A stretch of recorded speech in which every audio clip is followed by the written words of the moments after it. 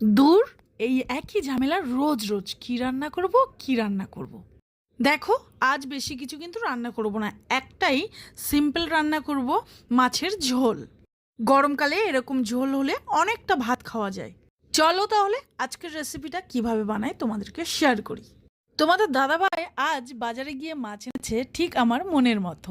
এরকম মাছ কিন্তু আমি ভীষণ পছন্দ করি, জ্যান্ত মাছ। আর পেটে যদি এরকম ঠাসা ডিম হয়, আহা, আর কিছু বলারই নেই। দেখো, প্রথমেই মাছ ভালোভাবে ধুয়ে সুন্দরভাবে নুন হলুদ মাখিয়ে নিয়েছি। একটা কড়াই বসিয়েছি ওভেনের মধ্যে, তার মধ্যে সর্ষের তেল দিয়েছি। তেলটা যখন গরম হয়ে গেছে, একে একে আমি সেই নুন হলুদ মাখানো মাছগুলো একে একে সমস্তই তেলের মধ্যে দিয়ে দিচ্ছি।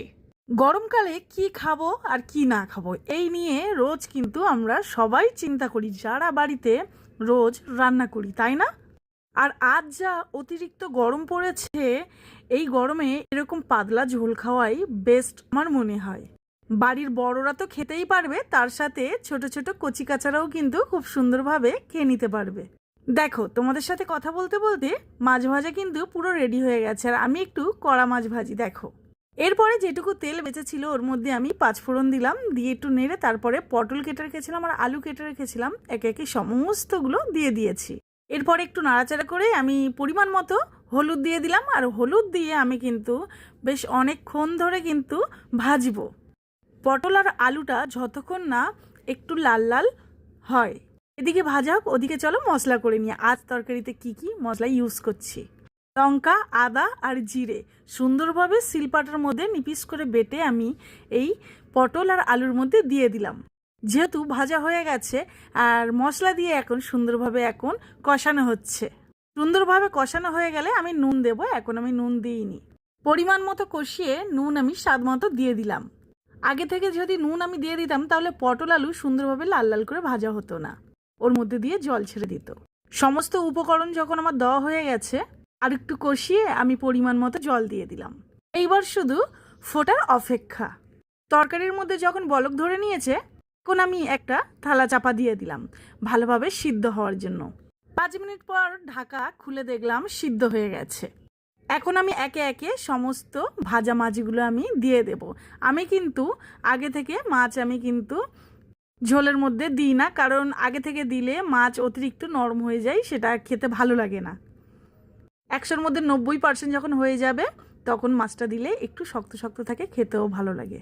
মাছটা দিয়ে বেশিক্ষণ না, 2 মিনিট মাত্র আমি ওভেনের মধ্যে রাখবো। একটু নাড়াচাড়া করে প্রায় তরকারিটা কিন্তু হয়ে এসছে। এবার কিন্তু আমি নামিয়ে ফেলবো। এরপরে তরকারিটা বেশি শুকিয়ে ফেললে তাহলে ভাত দিয়ে খাবো কি বলো তো? এমনিতেই আমি আজ বেশি কিছু রান্না করিনি, জ্যান্ত মাছের ঝোলই করেছি। বাবানও খেয়ে ফেলবে আর বাবানের বাবাও ভালোভাবেই ভাতটা খেয়ে ফেলবে। পুরোপুরি তরকারি তো হয়ে গেছে, একটা পাত্রের মধ্যে নামিয়ে ফেললাম। কি গো, কেমন হয়েছে তরকারিটা, বলবে না একটু? চলো চলো, ওদিকে বাবা ছেলে আবার ওয়েট করছে টেবিলের মধ্যে ভাত খাওয়ার জন্য। বাবাকে না খাইয়ে দিলেও ছেলেকে কিন্তু আমাকে খাইয়ে দিতেই হয়, আমার হাতে ছাড়া কিন্তু ও খেতেই চায় না, জানো তো।